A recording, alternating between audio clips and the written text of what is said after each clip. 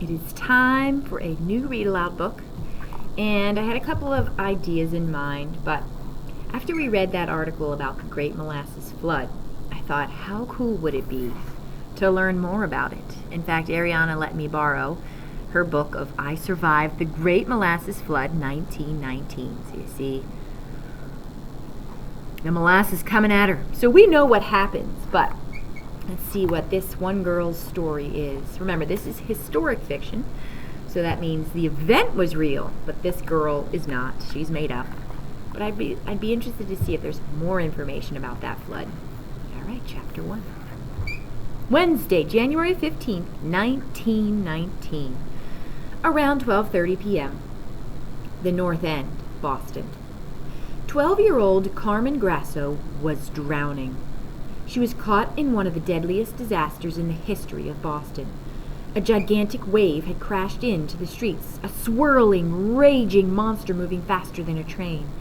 It turned buildings to rubble. It smashed wagons and motor cars and tossed trucks into the harbor. 21 people would soon be dead. Many more would be fighting for their lives.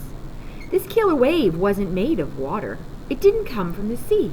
The monstrous wave was made of thick, brown syrup, molasses. For years, millions of gallons of sticky molasses had been stored in a building-sized metal tank.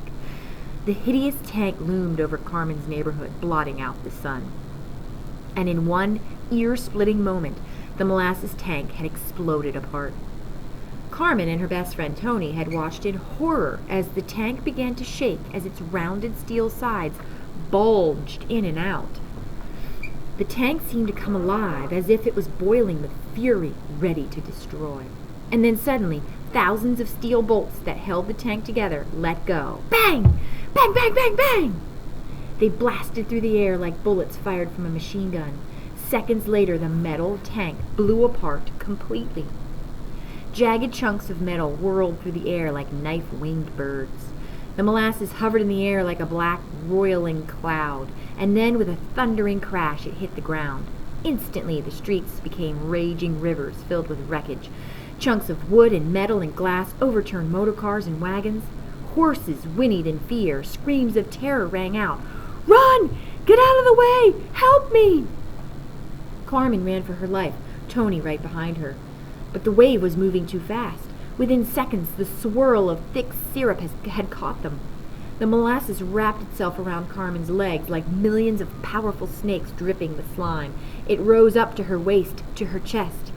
She had to do something. And then she saw it, a broken wagon floating toward them. She and Tony both managed to climb on until a huge hunk of metal from the tank rammed into the wagon. Carmen tried to hold on as the wagon nearly flipped, but she slipped off and sank into the swirling flood of ooze. "Carmen!" Tony screamed. It was the last sound Carmen heard as the molasses rose up over her head and swallowed her whole. Whew! That's quite a first chapter. I thought it was so descriptive. You know, if we had never heard of the molasses flood before, this would be wild to be reading about for the first time, right? You know, when you think of a giant wave, you think of an ocean wave. But the fact that it wasn't, that it was syrup coming from a giant tank, makes it all the more interesting. But I thought some of the descriptive language, the molasses hovered in the air like a black roiling cloud. That's like a big storm cloud. Or a thundering crash. Or the molasses wrapped itself around Carmen's legs like millions of powerful snakes dripping with slime. You can see it, you can visualize it. It helps the reader really understand what was happening. I just love that kind of language. Can't wait to find out.